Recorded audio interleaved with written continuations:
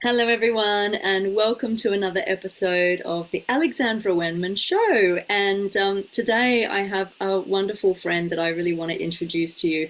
He's an insect bite prevention expert. He's an entrepreneur, a very open hearted, loving, good person entrepreneur, and founder of the all natural Incognito mosquito repellent products, sprays, shampoos, body washes, you name it. Howard has thought of it. Howard Carter, thank you so much for joining me today, honey. Thank you for having me. It's a real pleasure to see you again. Oh, it's wonderful. And I just want to say to everybody, Howard and I met in Thailand, which is obviously a hotbed of mosquito activity, a couple of years ago now. And we've kept in touch. And I rave about his products. I've been using them before I met him. So to meet this guy was absolutely wonderful. So Howard, can you tell us, how did all this start for you? How did you get into this? Well, it's sort of similar to where we met really, or where with I was working in the jungle when we met at the back of the sanctuary. So I was in another beautiful spot on planet Earth, which is Kochi in Kerala, in southern India. And I was just there actually on holiday, on Christmas holiday. I was there with my girlfriend, and we were having, I remember it vividly, we were having dinner on in this boutique hotel, which had just opened. I was in publishing then. So we got invited to this hotel and to do a write-up on, and so we're having dinner in this sort of garden area and watching a performance of what is it, Kartiki, the is it, yeah, Kartiki, Okay. the Indian, the Keralian The sort of dance dance. show, is it? Yeah, well, it can Yeah. go on, but it's all sort of they're all made up Kathakali, heavily. isn't it? I So, went to that. yes, Katakali. Thank you. Kathakali, Thank you. yes. Yeah, my memory's all over the place at the moment, and with the eyes, dink. Yeah, the eyes and the mudras. Yeah. Yeah, I mean, it's just incredible. And so I was intently watching that, and I covered myself in DEET, the neurotoxin, the synthetic, which is still the gold standard that they say of insect repellents, but it is well, it didn't work I was bitten around the ankles. I mean, I knew I was attractive to mosquitoes before I went.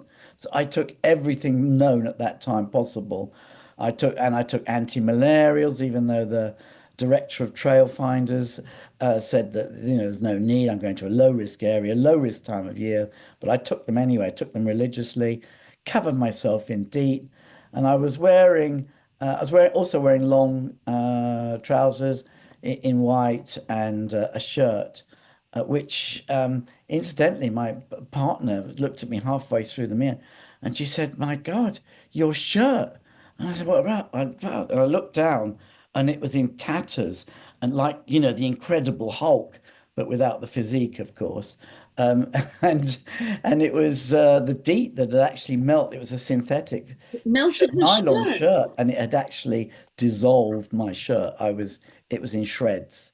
Um, so anyway, at the end of the evening, I had a few bites on my ankles, no more than about five, maybe six bites. And cut a long story short, I contracted malaria and in the middle of nowhere. And I had to travel. I mean, there was no doctors would come. It's in Perrier Wildlife Park where they have tigers supposedly. The only thing I saw was the inside of the bathroom for 24 hours, sitting on the throne, apart from the odd monkey trying to get in.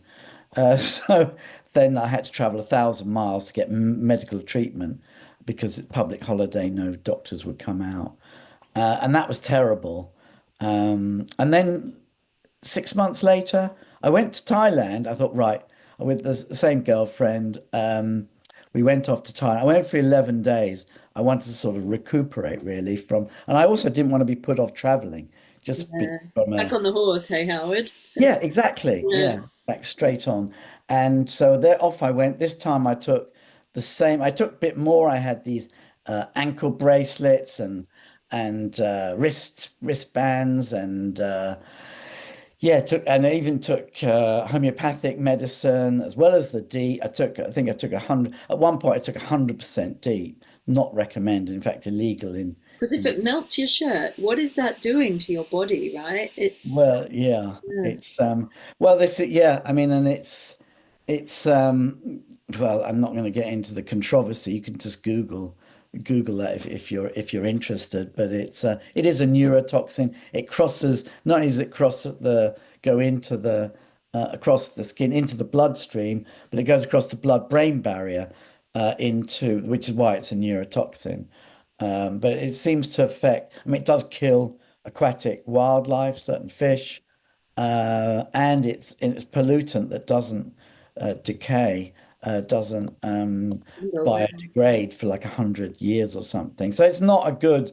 But there again, it's been around for 70 years. It's kept hundreds of thousands of people alive. Yes, there's been a few deaths, but they're minimal. It's very good if you want to commit suicide, I've heard and read about. But Oh my anyway, let's not God. go there. We don't condone that, by the way, but No, no, no, no, God, no, definitely no, not an option. death by deed. Oh God. So anyway, so I came back and I was unscathed. I was fine, apart from a few bites. Again, the DEET did not protect me. So off I went to, and I think part of that is because of the resistance. It's been around 70 years. Certain mosquitoes have built up a tolerance, and it's definitely not as effective as it once was. Overall, and I see that anecdotally at shows, and people are coming up to me with their bites. Anyway, I got back I wasn't sort of ill or anything.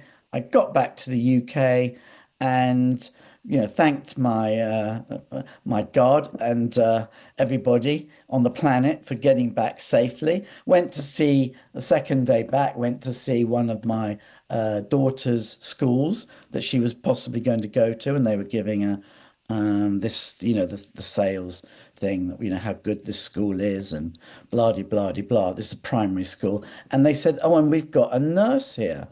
And just before then, I started to get really hot, and I felt really bad, and I put my hand up like a child in class. Can I please see the nurse? Oh, Howard. And off I went to the nurse's station, and she took my temperature, and her eyes went like that.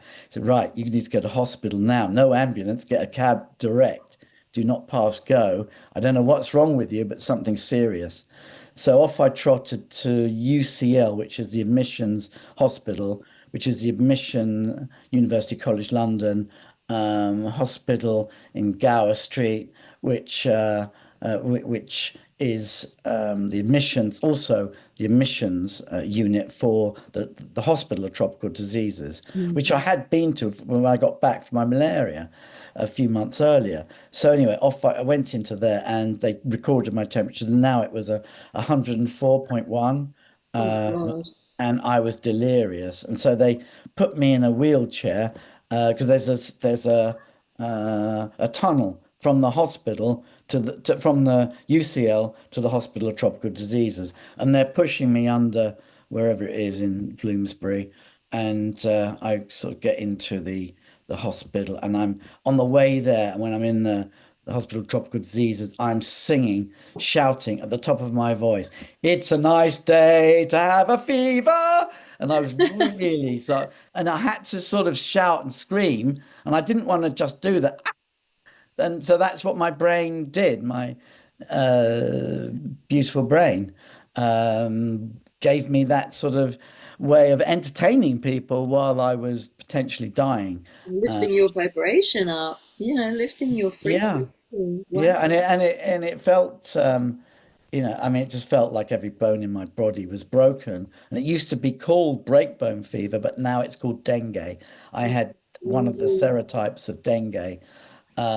Fortunately, not the worst one. The worst one is hemorrhagic, causes hemorrhagic brain damage, and most people die when they get that. So yeah, so that was dengue fever. I knew I was in trouble when they wheeled me. Then they got this emancipated young woman attached to a drip. They moved her out of this unit, which was surrounded on all four sides by glass, and it's one of the few units in the UK. And then they took her out and they wheeled me in to this observation room and put me inside there. It's where Cheryl Cole went for when she was dying of malaria, and they managed to save her life as well. So after that, that's when the seed was planted, believe it or not. I thought because I'm somebody that is I'm a creative in solving problems, in inventing. I like inventing. I love inventing, compared to what I do now, which is running Incognito, which is it's tough at the top. It really is. Haven't got the experience that to do what I'm doing now, but I'm on the business side. But on the other side, like interviews and helping people protect themselves, I like that. I like giving back. I like saving people's lives. Who Mm. doesn't? So how did you start working with the formulas? Like, what made you decide you're going to make your own? Mm. Well, it was necessity, really. Necessity is the mother of invention, and I didn't want to be put off traveling. I got back on the horse again, and by this time I'd left my publisher. I wasn't able to work. After malaria, my liver was not in a good condition. My whole body was shot, and couldn't work. So. Um, I left publishing and went and bought a around the world ticket. This girl I was seeing that had been with me on these trips, she was Australian and she was in Sydney, so I went to see her. She'd gone back out there, and yeah, I went round the world. And you get a round the world ticket in those days, which for the cost of like a good a premium economy flight to Thailand in those days, you could go around the world. 14,000 miles or whatever it was. So fantastic. And whilst of that, I knew that, oh, I mean, what am I going to do with mosquitoes? So I was very wary of that. I didn't like using the DEET. And so I thought I'm going to make my own. So I read up on it to the best that I could at the time. And went around. I asked all these doctors, nurses, shamans, health workers, anybody that dealt with insects in insect bites, really. And how did they protect? How did they protect people? And then I came up with they gave me all these ingredients. I had close on to 100 by the time the first time. So I got all of these ingredients, and I would like, as I'm traveling, I'd no television and stuff in these, like in a remote island in Fiji, for example. And so I'd make a concoction and make up all these different ones, put them together. Um, and then I got back and I had some pretty good ones. If I say so myself. So I got back and I'd sort of had, I think about three or four I have this ones. image of you just dripping in like treacle, like all sticky with all your potions on you. Well, some of them were really sticky, and those sort of got sidelined for the final formula. Well, it wasn't final. I went around the world again with these three or four formulas and tested them in different countries, and I looked for which one. I was looking for one that would work pretty much everywhere, and I found one that it was it was based with Java citronella, which is three times stronger than ordinary citronella. We actually sell the pure organic oil on our website, and that can be used in lots of things. I used it as the base in the original formula of Incognito, and then I put in things like geranium.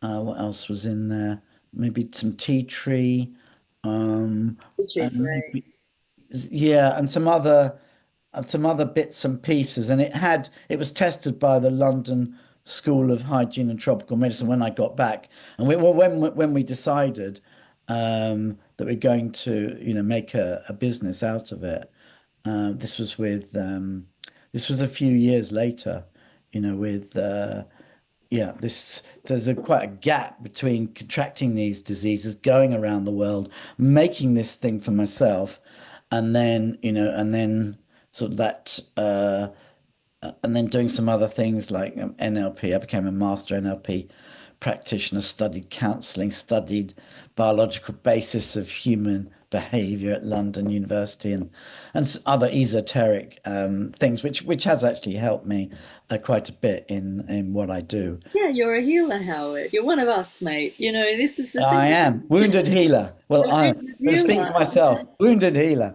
Yeah. Yeah, par excellence on the wounded bit. But I did go down the healing route. I was doing these Chuck Spezzano. I don't know, he's a founder of Psychology of Vision, and we go off on a bit of a tangent here. And he came up with he's had this Psychology of Vision is from the most of it is from the Course in Miracle. He's also a doctor of psychology and other things that he's studied. Anyway, he got together. He's written this fantastic book, If It Hurts, It Isn't Love, and that's his bestseller. But out of that, he also made this deck. You'll be familiar with these card decks. I love a card deck. And he came up with, or higher power through him, came up with the love deck, which is an amazing deck. Really, it gives you, it can tell you where you're going with where you are with your love life, where you're going, if there's a suitable partner or not. And it was absolutely incredible. And I was a graduate. I became a graduate, 100-day graduate at that time of psychology. You to go to a lot of these places all over the world, but mainly in Hawaii, where he lives. Tough place to learn on the Big Island. Yeah, so that was what I came up with, using those in a healing way. And for about 18 months, I would do counseling, I would do these readings. I'd do readings at shows, actually. I remember doing one in a green event in Regent's Park, and the queue was like was like really long, for people to get a reading from just the simple. There's various different readings, but as you know, so that was it. But that was enjoyable. But at the end of the day, it just wasn't. It just, I just wasn't drawn to it. And I suppose the reason is is because I had a higher calling, which A is bigger purpose, exactly. yeah, Yeah, you really a really saving. specific purpose as well. Yeah, it is. And that's obviously, God wanted me to, someone up there, if you don't believe in God, wanted me, the universe wanted me to invent Incognito and Exhibit A Here we and and yeah, and save a lot of lives and protect a lot of people. So back to the 82% efficacy formula, that the London School of Hygiene, Tropical Medicine, Dr. Nigel Hill, amazing man.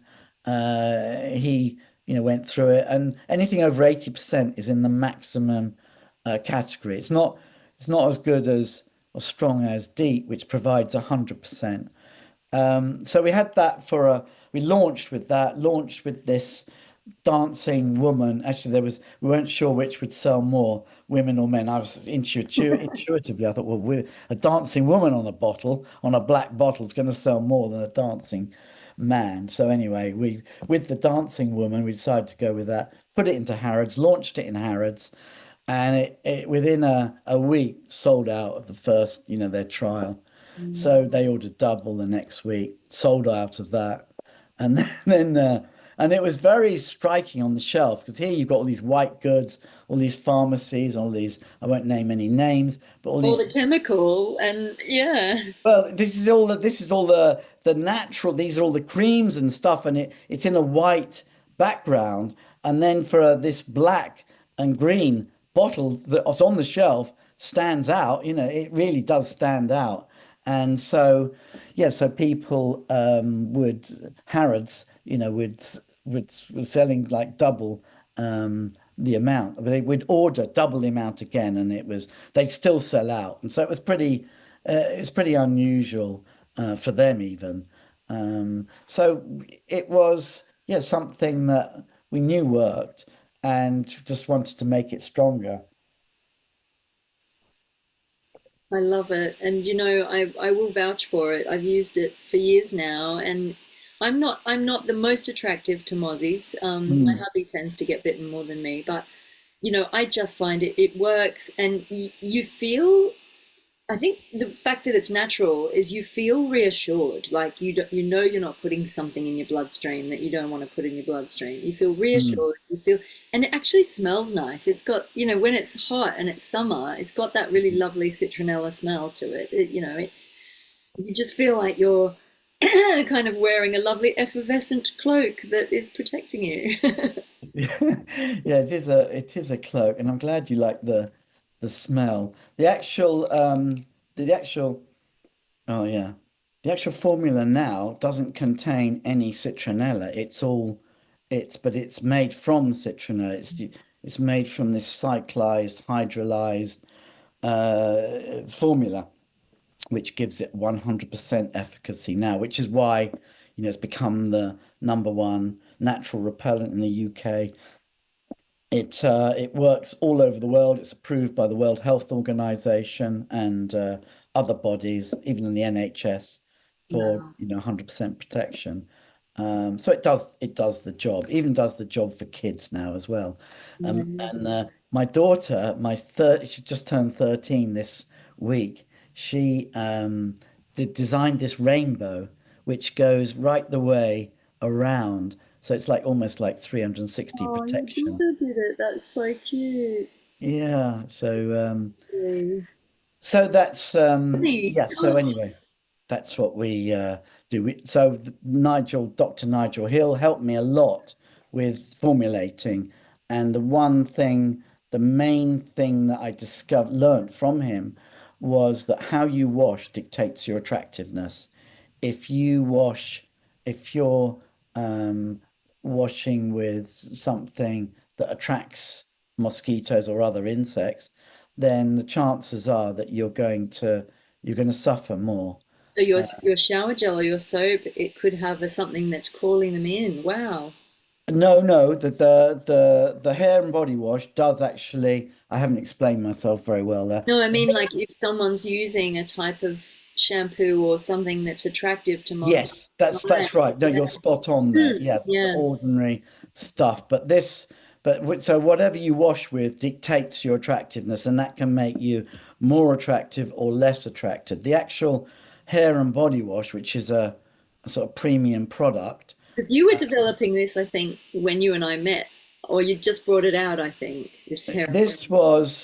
Not, we were definitely using this in the jungle Yeah. because it is the best wash to protect you. But to get 100% uh, efficacy, you'd use this and then you'd use the spray as well. But this alone would give you 100% efficacy for like 2 hours, whereas the spray, the biocides, I'm just going to read this rather than Give us go. your info, give us your science.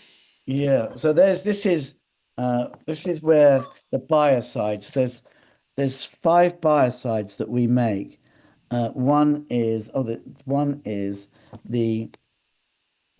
the natural anti-mosquito spray. That's our flagship. That's this one. And Yeah, oops, not that one. the black bottle. Yeah, I'm not a very good salesperson. I'm that's the just one that I'm using for years. yeah, this is everywhere. It's in the airport, it's on airside, so on. It's in the most remotest island. You can find that for sale, protecting people. And then you've got the sun cream, insect repellent. Where's that? Yeah, can you Oh, so see that? you do sunscreen as well, Howard? I didn't know. Yeah, that's Fabulous. really popular. It's a factor 30, SPF 30, but it's also a very good insect repellent. And then you've got the kids version, which are just sort of put on. And then there's two more, the lotion and the roll-on. I did have a roll-on. Ah, here it is. Here's one I made earlier. And sometimes it's got a mosquito on the top of it. That's quite nice. But these all, the biocides, those five products, all work 100%, and they've been tested as such by pretty much every university in the world. And they work together, don't they? You can layer them up. Yes. You wash your body, wash your hair, use the Yeah. spray or use the roll on, and then you're covered, like extra covered. You've got extra Yeah. claws. Yeah, there's an unprecedented level of protection, like nothing else. So, and it's not and it's natural. So it's yeah, it's great. And then there's this cloak, which is on the website. It's on avoidingbites.com. And if you follow that cloak that I've come up with, that an acronym, Yeah. then you're not going to get bitten. What is Um, a cloak? So you have done an actual. yes, yes, Right. yes. That's right. That's It is just a how I was camouflage. seeing it, but you've actually used cloak as your thing. Yeah, because that's what it does. It incognito cloaks you like a camouflage. It stops the insect from detecting you. Hence, you're cloaked. That was Uh, me just seeing a cloak of it just looked like this misty cloak around you, but that's exactly what you've done. Oh, yeah, amazing. well, you're Love my very brain. intuitive. Anyway, so that's something on all the leaflets on the website and so on. I won't go into it here, but it's there everywhere. I mean, it's simple like cover up, odors, and so on. So anyway, so that's how we've come to this place where we are recommended by doctors, travel clinics, and so on. People still, we've had to educate people from scratch that nature knows best, and that you can actually get something that will protect you in jungles, Costa Rica, South America, wherever you are, Incognito will Um, protect you, and I, that's I I travel a lot and I run retreats various places as well. And we're going back to Egypt this year in November, so I will be packing Hmm. my incognito. But on that note, there's something that I've always found really interesting about you, and that is the fact that your name is Howard Carter. And Howard Yeah. Carter, for those of you who don't know, was the man who discovered the tomb of King Tutankhamun, originally who was known as Tutankhaten, who we believe is the son of Akhenaten. And myself and Lorraine, who Howard has also met, we're like very connected with the 18th dynasty of Egypt, and we absolutely love it. And we take people to Tel El Amarna, which was the home of Akhenaten and Tutankhamun's original home. So we know a Wow. lot about the story of Howard Carter. And in fact, we have a very close friend who is a descendant of the Earl of Carnarvon, who worked Wow. closely with Howard Carter. And it's interesting that we're all connected. Now, I don't know for sure, but I think there might be a past life connection here I because think so. I'm getting shivers and goosebumps I all think the you way down might from even here. be the reincarnation of the original Howard Carter because obviously he lost his best mate to mosquitoes. I mean, Carnarvon, they think it was the curse of Tutankhamun, but he died, didn't he? Of malaria? Was it malaria that he died of? Yeah, that's what they say. It's certainly mosquito-borne disease. Shall I talk about the curse? Yeah, if you know about it, you talk about it because I think, maybe the Howard Carter came back in this life and went, those bloody mosquitoes are not going to get to my friends in this lifetime. Tell Yeah. me your take on it.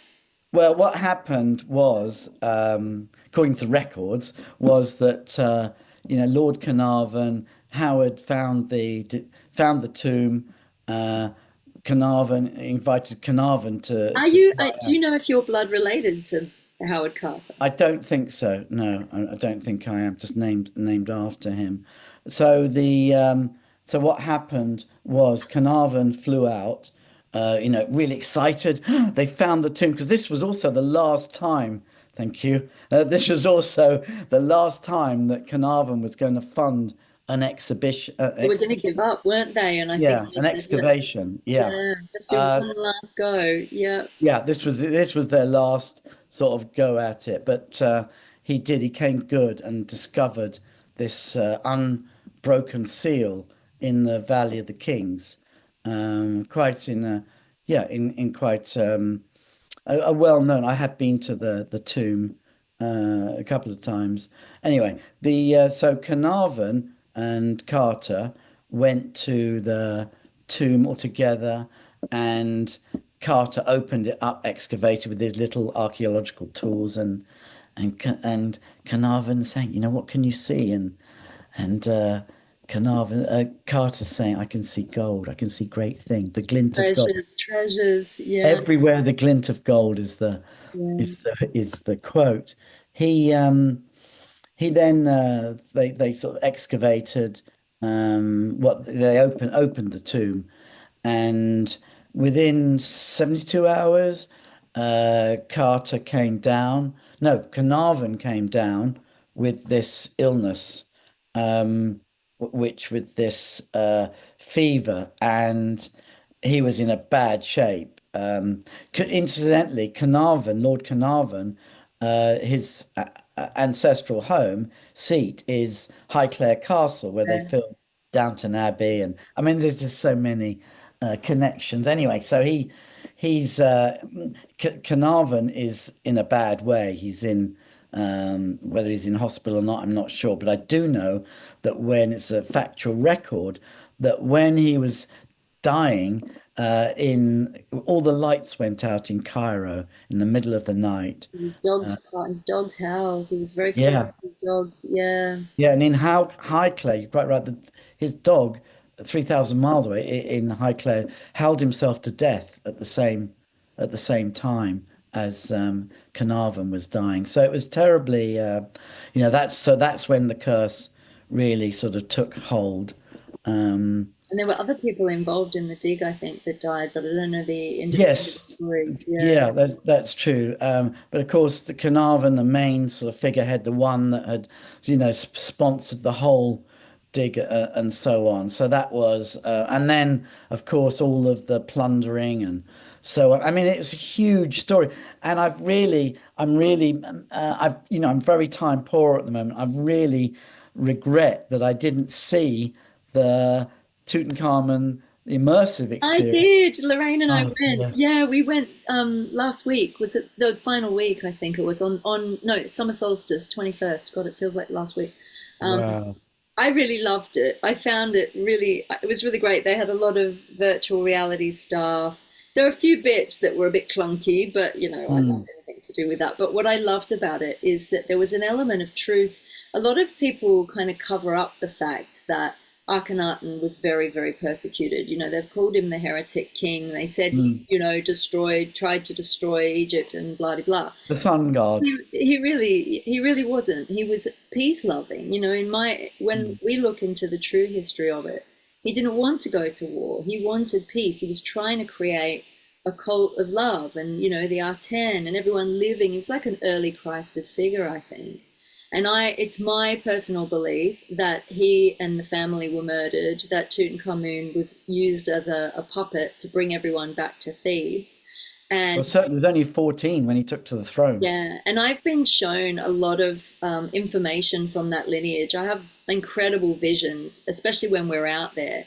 And I think he was systematically poisoned and then eventually killed. And then, of course, Horemheb and the priest I took over, and then they kind of fought it out. And then that was the end of the 18th dynasty. But we know that Tutankhamun, his children died in, there were two fetuses that were found Yeah, as in the well. tomb. So Mm. they killed off the line, and Mm. from being very spiritual, very connected, and very connected to obviously galactic races and things. I think they may have even been something in the bloodline that made them a kind of a hybrid race. I don't know for sure, but they were, when you see images of them depicted, I mean, it was probably just the way they wanted to be shown, but they were obviously very connected to the celestial star nations. They obviously had that really divine connection, and they were living it and embodying it, much like the Gnostics and the Cathars. They did believe in sacred union and in living everything as a divine devotion. When we were there in 2018, we took a group and we got access to what they tell you is Akhenaten's tomb and one of the daughters' tombs as well. And we went under into this kind of cavern, and I could see the outline of a woman's head and face just in the wall, just where the kind of um, the sandstone had kind of washed away a bit. There were Hmm. markings in the wall. And I just looked at Lorraine and went, she's in here. I can see her face in the Wow. wall. So we did a massive spirit release to release her. But as we released her, this is an amazing story. I hope you got time, Howard. I'm listening. So we released her. I'm riveted. She would have been 16 years old, around 16 years old. She was a young adult, and she came to me and said, "Help me, we've been murdered. We're trapped here and we've been murdered." And I thought, oh, it's her and, a couple of other people. But me and Lorraine and our group all held hands. We were mostly women. And we opened this huge pillar of light and we've started to release her. And what we saw were hundreds and hundreds of young adults being released that had been poisoned and they'd been murdered, they'd been killed. And something had happened to their water supply, is what we saw. Anyway, we released them all. We were all crying. We were in floods of tears. And every time I'm shown that timeline of the 18th dynasty, it's murder. It was a plot against the dynasty, and it was to kill them off.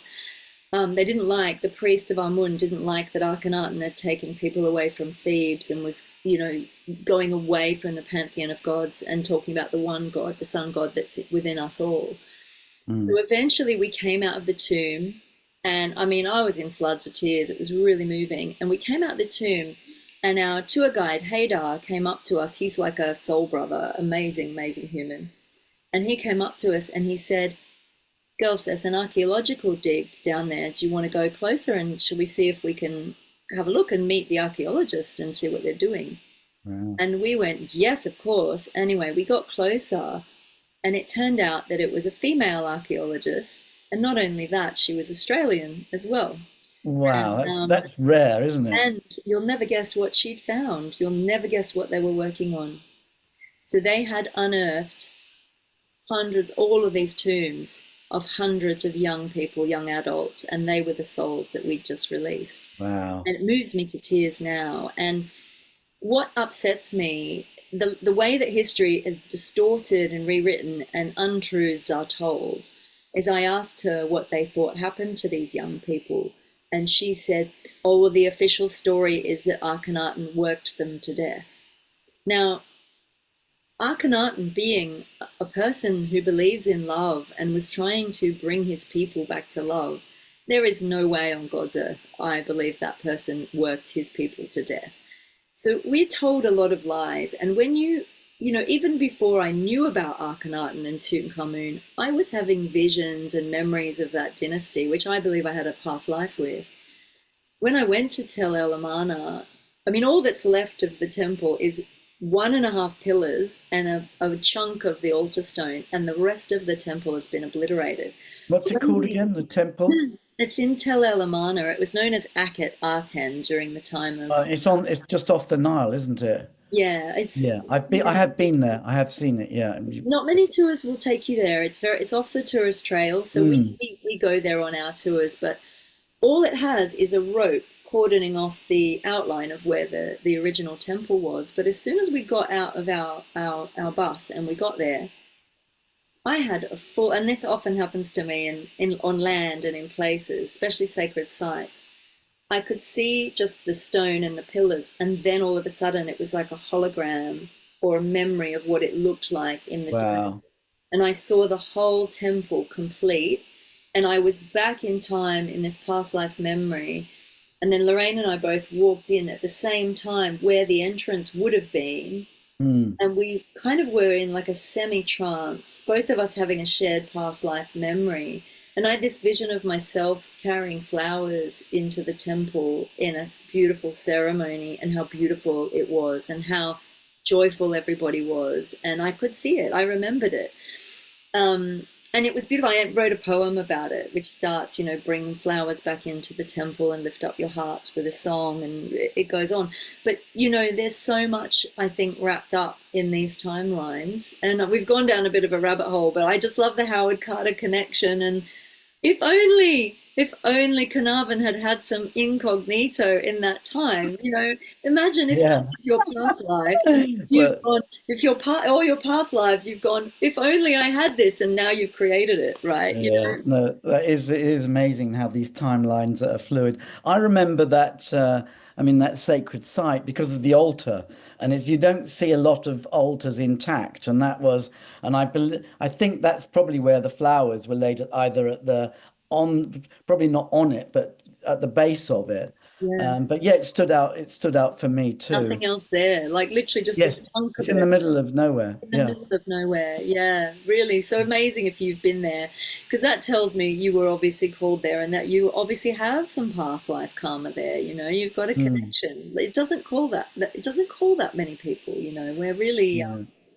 No, I definitely have an Egyptian past. Anyway, I shouldn't really, with my scientific hat on, talk about past lives with yeah, too but much but because this channel, on this it's going to channel, get out everything on Channel goes. 4 or something. Now, Some. there's something else I want to talk to you about because I think your products are more important than we know at this time on our planet. And this is because we're seeing a lot of talk about mosquitoes being used as bioweaponry and things like True. that coming out. Mm. And when I sat down and thought about what we're going to chat about today, I remember a couple of years ago they were talking about releasing mosquitoes with dengue fever in them into Mm. Queensland, Australia. Now, I Mm. don't think it actually happened. I think it might have got blocked. I hope it didn't happen. And that was all connected with Bill Gates, and I don't know what he's trying to do. Maybe he thinks if you give people a little part of it, then they'll build up an immunity. What's your take on all of this, Howard? Have you thought about all of this? Well, yes. I mean, I sort of know about what's going on in the mosquito world. Yeah, yeah. Uh, it's my job. So what's been happening is most recently is that we've been using mosquitoes to in Africa, maybe and possibly elsewhere. Definitely in Africa, this study has been taking place, and rather than take the blood samples from like hundreds, maybe thousands of people, what they've done is they've used mosquitoes to take the blood, which is which is quite a novel idea, and it's sort of way out there, but it's worked. That they've got rather than use these and run the risk of AIDS and other blood d diseases that can be transmitted through syringes, through needles. They've used these mosquitoes. This I forget the name of the scientist, the doctor who's been doing this, and there is a body of research about that. I know that, but I also know that it's right. It's I mean, people say it's Gates, but it's Bill and Melinda Gates have set up this foundation, and one of their main aims, if not their main aim is to eradicate malaria, and so they're involved with various projects. I mean, I remember back in the day when we sort of early days applying for some funds to do research to because in Incognito is actually, well, the active ingredient in Incognito is actually clinically proven to protect against malaria. It's the only substance that has had a clinical trial, and I know this because Dr. Nigel Hill was leading it. There's a number of, and the year we launched, that info was the study was published in the British Medical Journal in 2007. It's still available online, and it was conducted in the Bolivian Amazon on 4,008 people, and it eradicated malaria. Like 99% of got rid of using the PMD in conjunction with a bed net. There's nothing will protect you during the night really, except a mosquito net. You So can get the impregnated mosquito nets too, can't you? I used to. that's the one. Yeah. In fact, there's nothing will protect you except an impregnated net. So the actual so we can actually make the claim that Incognito is clinically proven to protect against malaria when used in conjunction with an impregnated net. Mm. So that's also why it's, there's nothing stronger than you can't get anything stronger than 100%. I want Um, to like going back to this thing, like, because a lot of people are a bit nervous about all the bioweaponry thing, but it's interesting what you're saying because there's two sides to every coin, isn't there? And there's mm, technology coming out at the moment that, on one hand could be seen as really scary, but on the other yes. hand could be used for good. It can be used for something good. So I'm not a fan of Bill Gates, though, I have to say. I'm not a fan of him. I Mm. don't trust him at all. I don't trust his agenda. I don't know. I don't want to go down any rabbit holes on here, but I don't. I think that's fair enough with his history. But I think, but Yeah, the money, anyway, the money is like it started off, I think 5 million was the minimum you could take from for research. Then it went to 50 million or 25 million, 50 million. Then like 250 million pounds you had to take, or dollars it was, to do that. And the people, the organizations, that have been using this money or applying for it and getting it is like offshoots of from the World Health Organization and London School of Hygiene and Tropical Medicine. And those are, I think they're whiter than white.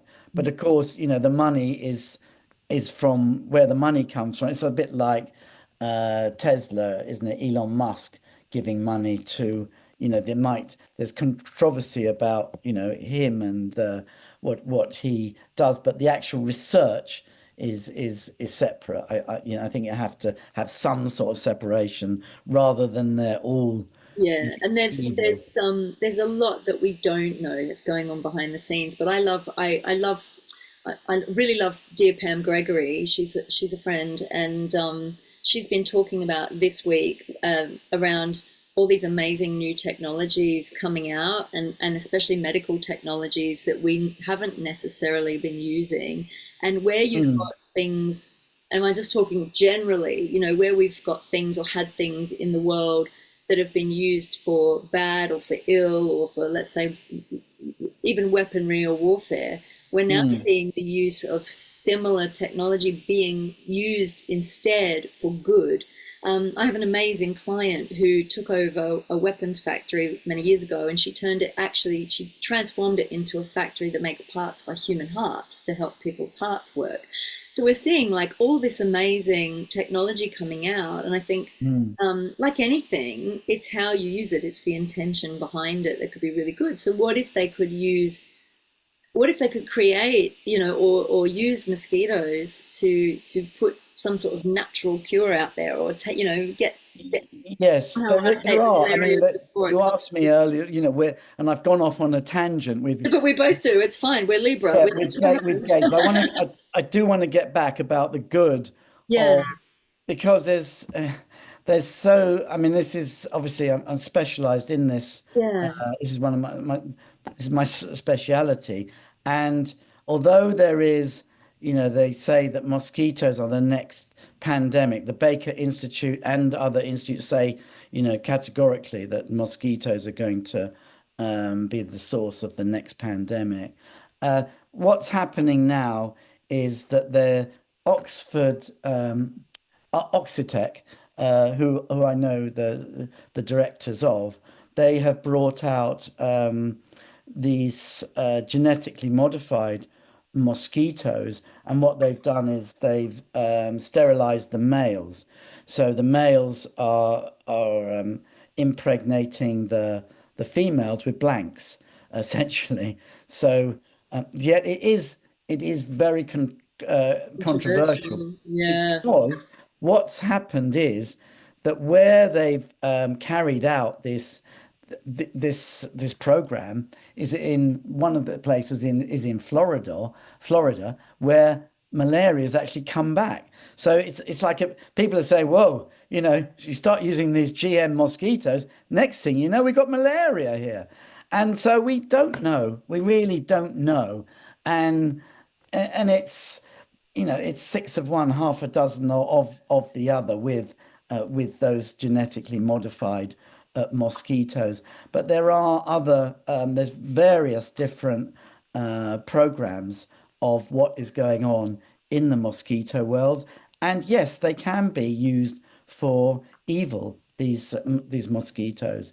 if so willing, if you've got I'm thinking of a Marvel sort of evil. The super villains. Yeah, these supervillains, they're Yeah. injecting, you know, like mosquitoes with God knows what.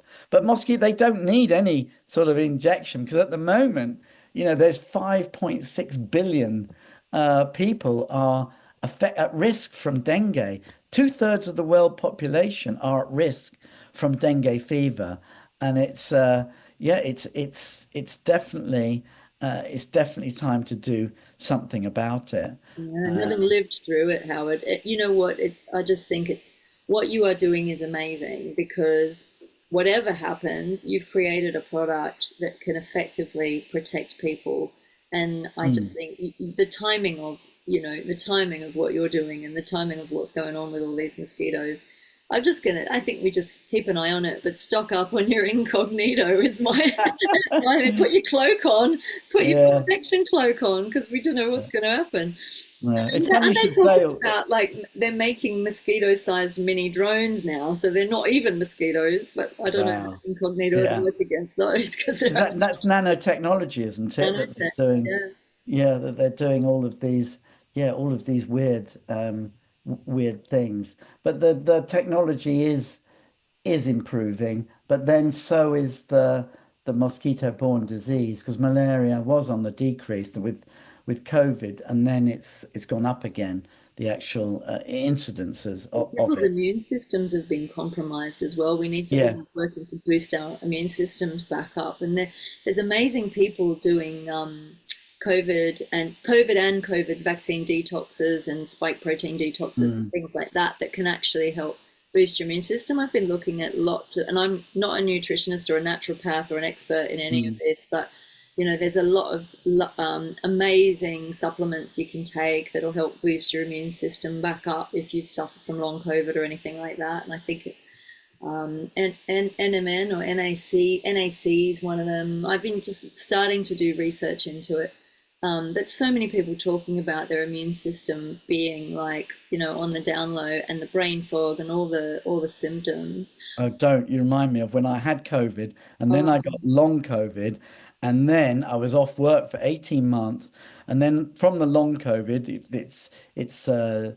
you have different symptoms. And I had three different types of long COVID. I had gastro COVID, which oh was God. horrible and then I had brain fog and then I had the CFT, the chronic fatigue. I So I had all of those. Yeah, I've had Um, I've had the exhaust, and I think some of it, some of these aren't all symptoms of the COVID. If we look at it, some of them are symptoms of trauma. We went through a huge trauma as a collective. The whole globe went through that trauma together of that pandemic. And mm. some of it, a lot of people are in absolute masses of overwhelm, and we're all just coming out of it and recovering Mm. from it. And I think, trauma can actually impact the immune system as well. Trauma Oh, can for cause, sure. Yeah, for sure. I yeah, mean, also the all the sort of the amount of neurodivergence that is coming out, yeah, is huge, and that's also, have a basis of trauma, mm, I believe. But there's so much, but there is, as you say, there's also a lot of healing going on, yeah, uh, that's it. and, And you and and it's I know mm, because we've got the healing, all the healing techniques in our toolkit that first and foremost, we use them on ourselves and for ourselves, right? It's yeah, wonderful to have that. I always say to people, go learn a healing technique, go learn some healing for yourself. So that I think everyone on the planet needs to be doing some form of healing or therapy at the moment because it's just intense, really intense. And yeah. mosquitoes needn't add to that. The trouble is, if we kill them all, like some people, then that's it. Where that's really interferes. That's another silent spring, isn't it? There's Yeah, not enough food for other insects. There's not enough food for the birds. yeah. The So we the mess with the and food chain. Yeah. yeah, it really met the bats. They all can't. They've got no food, and so that's the end of that food chain, and that's going to cause huge problems with mammals and so on and so forth. So it's not that everything's related, as you All the say. ecology. Like you look at Australia and they brought in the cane toads to control Mm, something else. And now And the the cane rabbits. toads Mm, are running rampant and they're moving mm. down the coast. And I think they were talking about now, like, are you going to learn from history, people? Like, now they're talking about bringing something else in to control the cane toads. I'm like, and yet we're not even allowed to bring in a piece of fruit through Yeah. waterfalls. Australia makes me laugh. It's like, what? How are you guys allowed to bring in something that's going to eradicate the cane toads, but we're not even allowed to bring in a peanut? Like, come on, it's getting a bit ridiculous, isn't it? All this It is. There's bureaucracy and red tape, Howard. oh, don't. I mean, the amount of red tape we have with Incognito is it's incredulous, and it's all right for, these large corporates, but for us, we have to get registrations. I mean, we're waiting for registration from the EPA in the States, and that's been going on for nearly a decade, I I was going to think. say, so where are you available? Because there's quite a few people in here that are based in America and various places around the world. Are you global? We are global, but we're not officially global in the States. We're not officially because of the EPA, the Environment Protection Agency. So we've been given we've gone through all of the registration, everything, and we're at the last hurdle, which should be a rubber stamp. Yeah. The but cut through the red tape. But so we're waiting on that for this year. So we're there. We're in Germany. We're in Ireland. We're in Singapore. We're in Czechoslovakia. We're in Singapore, Hong Kong. We're waiting for re-registration. We had it in Thailand. You're in Australia, aren't you? We're not in Right we're on. not in Australia for the simple reason that the APVMA, your whatever it stands for, pets and veterinary uh, body wants, I think it's $50,000 from us, Australian dollars, to just for the spray, just for the one spray. It wants that to have it in Australia, but I mean that's so it won't be affected, by the competition won't be affected in Australia, which is a really which is not good considering that this is the strongest natural formula, and you're denying your citizens the access to it, which is They can order from you, can't they? And ship they it. do. People do order from us. I mean, through lessmosquito.com and also my blog or our blog, avoidingbites.com, that that can give you the direct access to the shop, the Incognito shop. But it's not as it should be cheaper, in when it's in the States and so on, it should be less price. But of course, people that are, needing it in Africa and South, wherever they need it, Mm. they're not, if it's their children, they can't use it they can't use DEET on their children. So that's when, they need it and hang the price. But we do what we can with price. But at the moment, to be fair, we're not, we're just breaking even.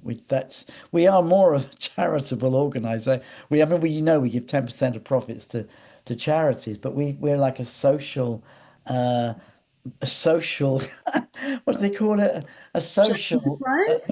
what's the word? And social enterprise? Yes, a social enterprise. Thank you. Yeah, we are, with the amount of people that we employ, and yeah, it does feel like that. It's like one big sort of charity. It feels like Greenpeace, but without the funds. Yeah, having And you went. work so hard, mate. Really, you're always trying to tinker and find better ways to help and make it work and get it out there. And I was going to say to our viewers, like, obviously Howard and I have been in touch for a little while, but I got off the tube the other day and there was a big billboard of Incognito, and I was like, wonder how my mate Howard's doing. Yeah, no, that was a good pick It's that you great. took. Yeah, you can put that on this video. That was Yeah, I yeah. should. I'll see if I can find it in my phone and stick it Yeah, up. we're still on the buses, I think. We're on the back of the buses. They're out for blood, which our They are. marketing manager came up with, the whole team came up with. which is pretty. It's created a lot of interest and A lot of controversy. buzz.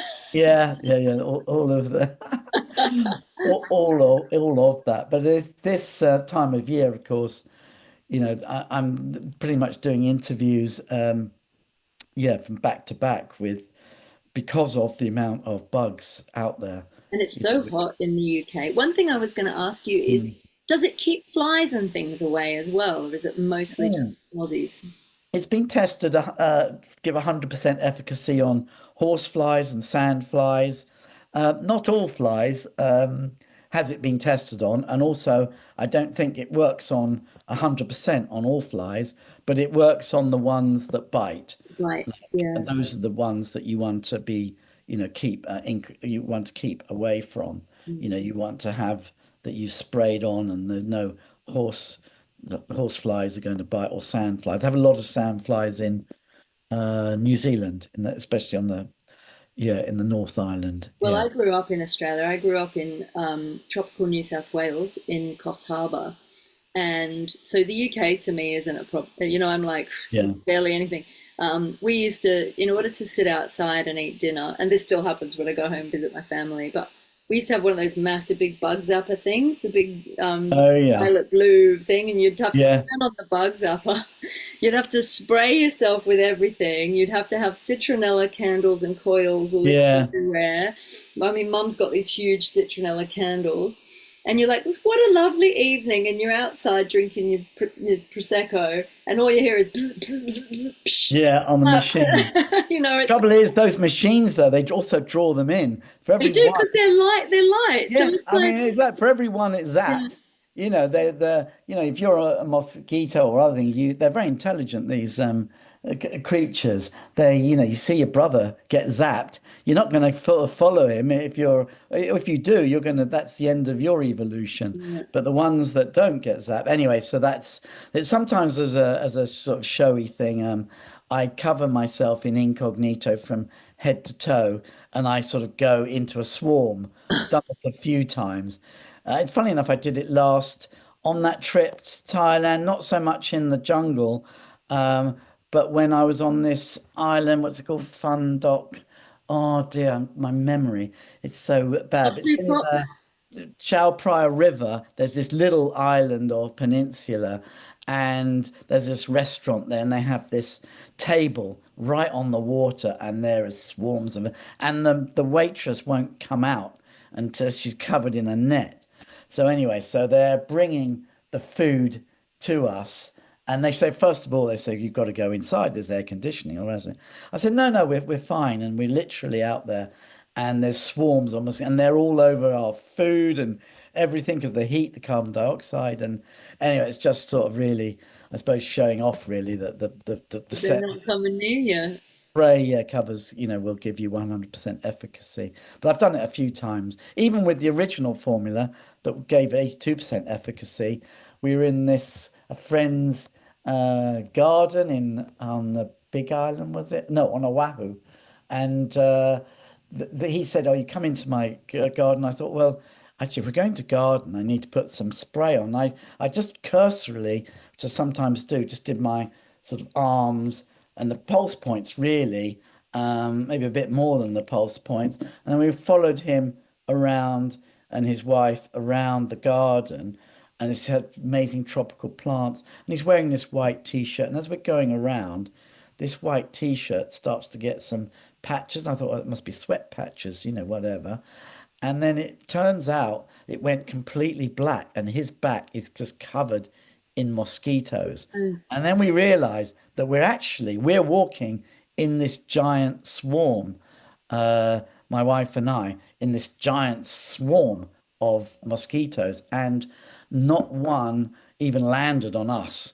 And so after that, he actually took us round because he was skeptical that whether a natural, product could actually work. And bear in mind, this was the forerunner to this wasn't as strong as the current formulation that's as you'll see everywhere. So on the back of that, he was saying, okay, I'll buy some, and he was been buying it ever since. So, but I think you gotta. I think you gotta trust 12:12 on my clock. So I think, on Right. that point, it's like Yeah.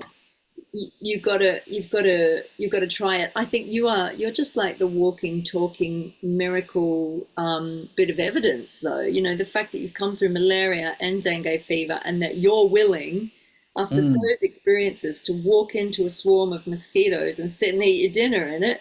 It says you believe in your product, like, doesn't it? Yeah, yeah, that's true. Yeah, well, you've got to. That all the best scientists use their own inventions, don't they, on themselves first? You're Yeah. your own guinea pig. I love you, Howard. It's just brilliant. And like I say to people, to see that the product is also created by somebody who is a healer, that says to me there's integrity in the product, there's good energy in the product. I believe in energy as well, and that, the love that goes into it also is part of that cloaking. It's like part of, you're like the divine protector, aren't you? Coming. No, you're so sweet. You're making me blush. That's when Um, you care. I think when you care about what you're creating, there's an energy that comes through that, and it makes it mm. more than about the product. It makes it, it's amazing More than the potential. sum of its products. Yeah. Yeah, Yeah. exactly. Yeah, Yeah, no, that's what that's what when we started from scratch, and I thought, well, what do I want from this company? Well, I want it to be ethical. I want it to be sustainable because by then I was a friend to the planet. I want it to be profitable, and I want the staff to be happy and donate, 10% of profits to charities. So all of these things, that's what those are our values. And where do your charity donations go to? well, so at the moment we give 10% of profits, so there's not a lot of donations Profit. Yeah. uh, happening at the moment. But over the years, we've donated tens of thousands of pounds, well over probably $250,000. Our main charity over the years has been Bethsaida Hermitage in Kerala, in southern Kerala, in south 8 kilometers south of Kovalam, a tourist place. But Bethsaida is nothing like that. It's in this village or off this village called Pullankudi, and you go down this sort of you go down this lane, and you come to the Bethsaida Hermitage, which is right on the ocean.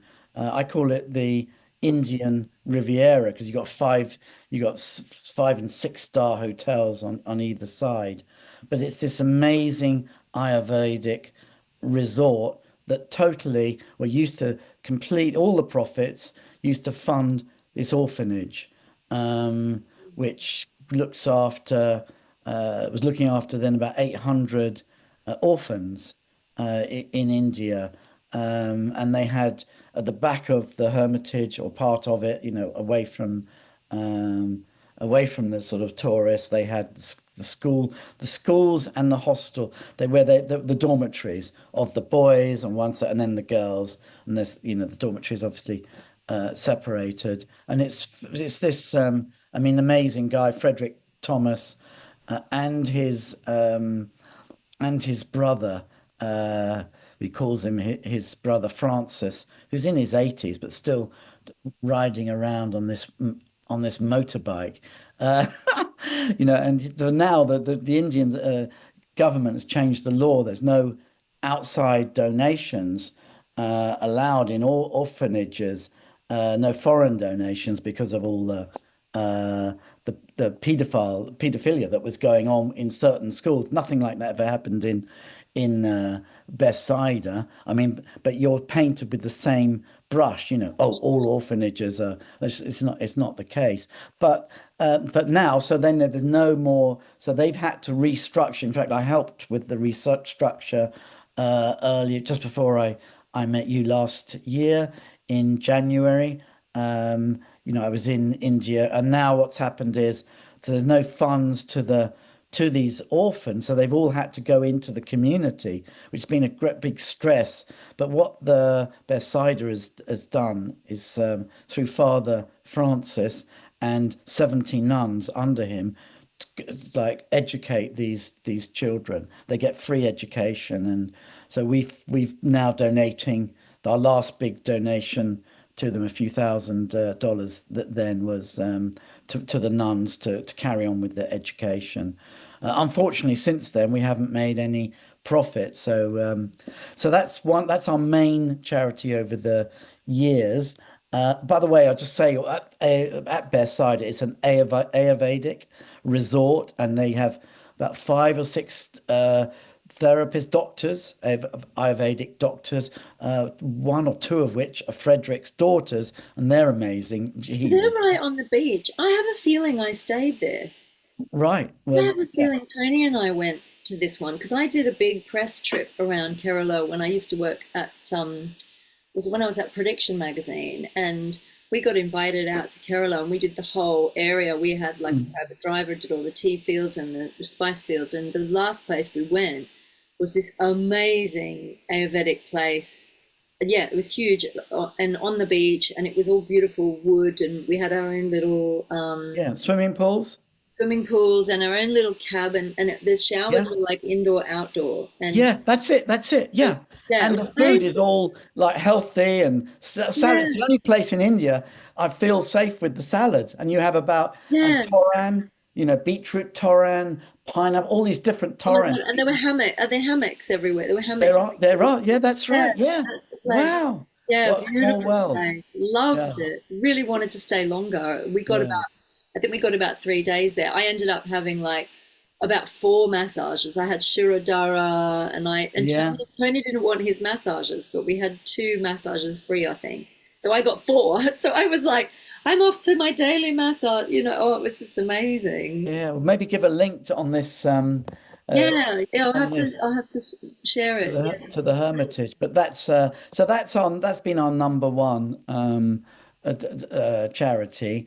Uh, that we're at the moment we're donating to what little we are doing is to Moberly Table Tennis Club, which is in Moberly Sports Hall in Kensal Rise, Chamberlain Road, um, and that in London, and that's amazing place where you can. There was a 6-year-old from Chinese little boy on Wednesday I saw with Sherwin Ramata who runs it, and he was coaching him.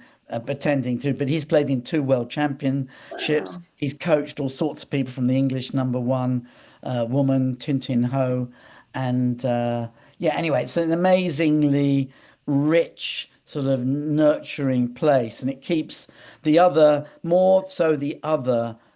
venue, which is on a Saturday, um, is in Charing Cross Leisure Centre. They coach all these young kids, and it started off really where these, from poverty, these kids, keeping them off the street. It's elevated a bit more, but they still need funding. It's not so there's that.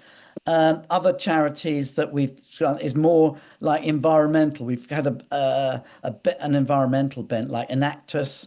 I gave away the technology of our luxury soap to this village, more like a town in Africa. I forget exactly where. Certainly in sub-Saharan Africa, and there was extreme poverty there, and malaria, number one killer, of course, of especially of children in Africa, and so through Enactus and the NGO charity, whatever it is, we gave that technology. They gave it to I gave it to them. They gave it to the village, to these teenagers. The teenagers would then make their own soap with it's a citronella soap, but it can cut down malaria if you use just that.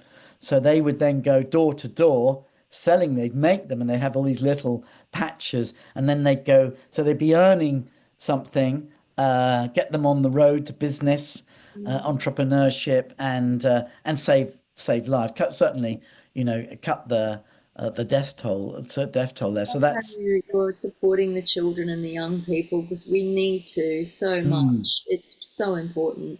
It's It just, really is. It really is because and our generation and be it before are the ones that have, caused it. This collective responsibility, isn't it? We're the ones that have used up so much of the, not necessarily you and I, but our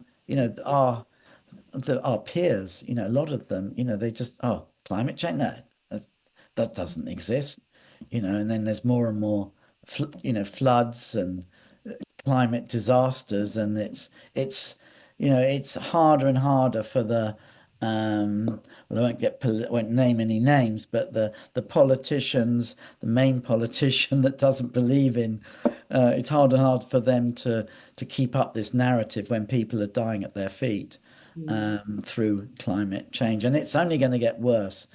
And that's why another reason why I started Incognito, because I thought, well, what is it when I was going to, when I was looking at this, well, this is something that is only going to get bigger and bigger. And how are people going to protect themselves?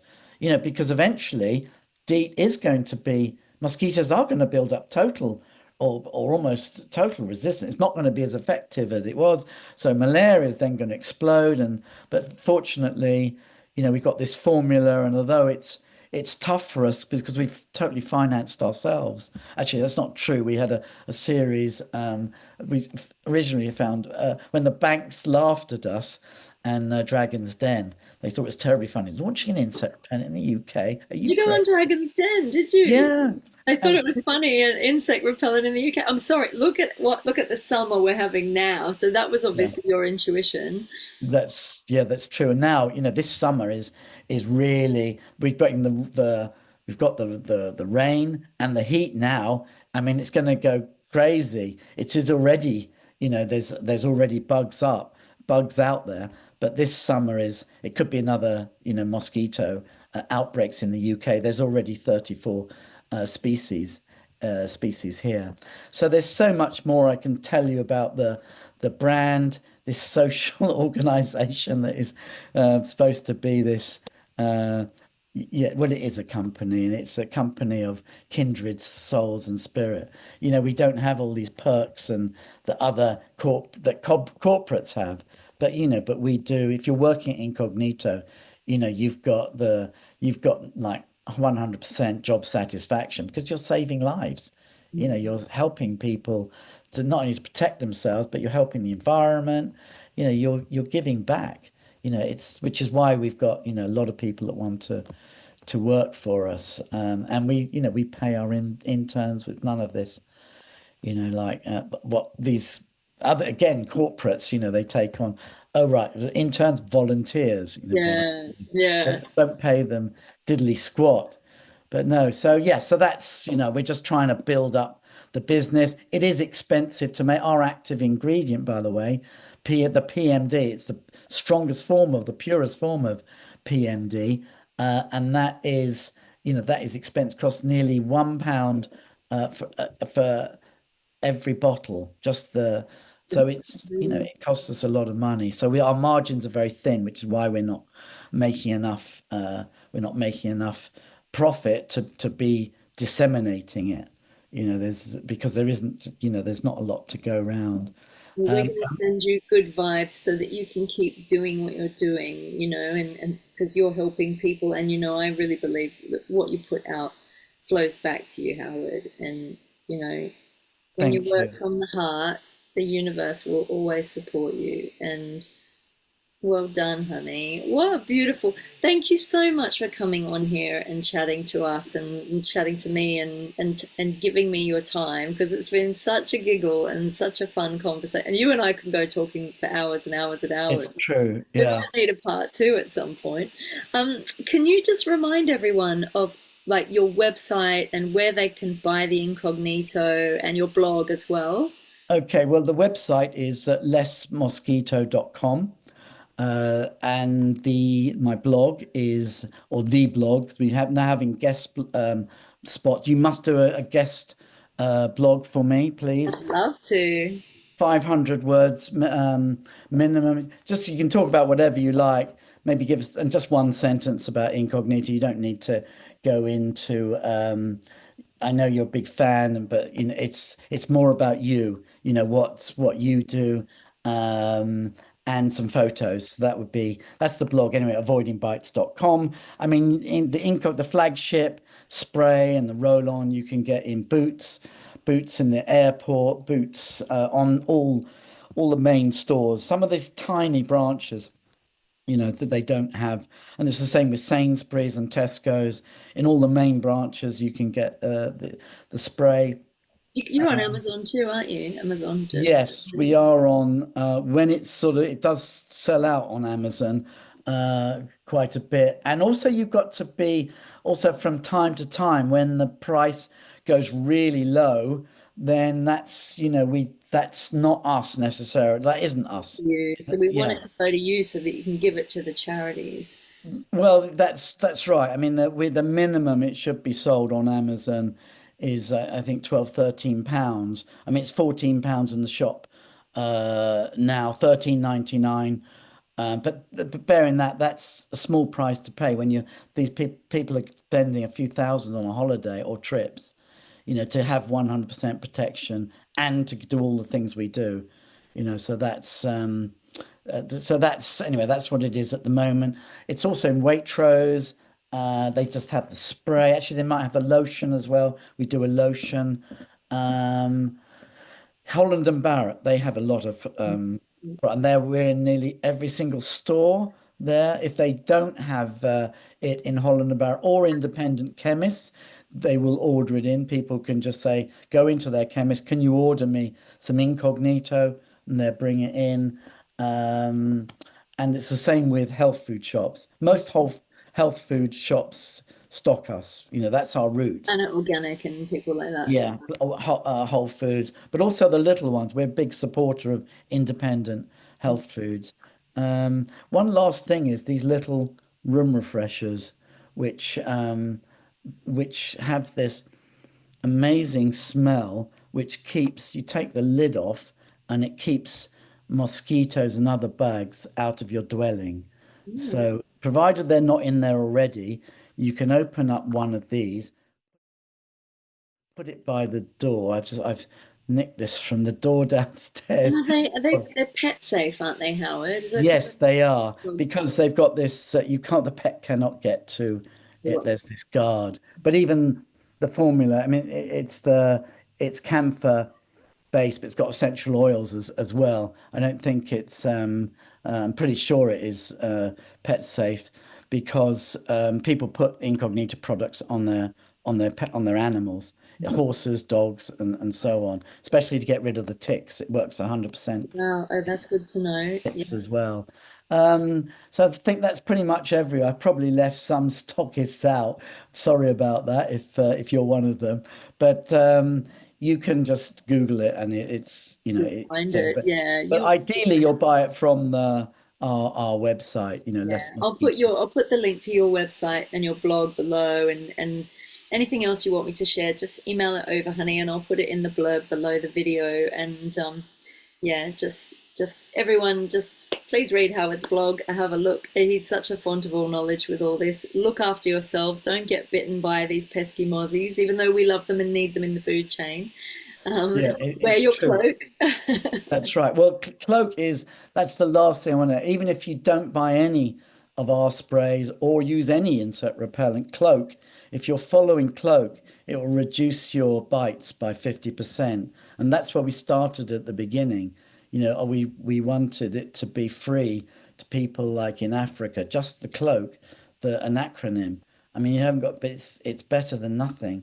They're two-thirds of the world's population at risk now. Anyway, it's been such a pleasure to Such a see you pleasure. again, No, and I miss your feel face, honored. honey. Just such an honor. And we must catch up in person at some point and Definitely put do a you. juice or something at Planet Organic. That would be great. That'd be lovely. That'd be so lovely. Thank you so much, Howard. And for those of you who are watching, thank you so much for joining us. This is probably one of my longest interviews I've done in a while, but what a I'm pleasure. sorry. Such a giggle though. Like we've just gone, into Egypt and everywhere, and it's one of my favorite conversations we've had. So much more than an insect repellent. Maybe that's your new slogan. Thank you. Yeah, that's I think we'll have that. Thank you. We'll Yeah, definitely so much more. definitely have that. Yeah. Yeah. It's the angel of mosquito repel. That's going to be my blog post for you.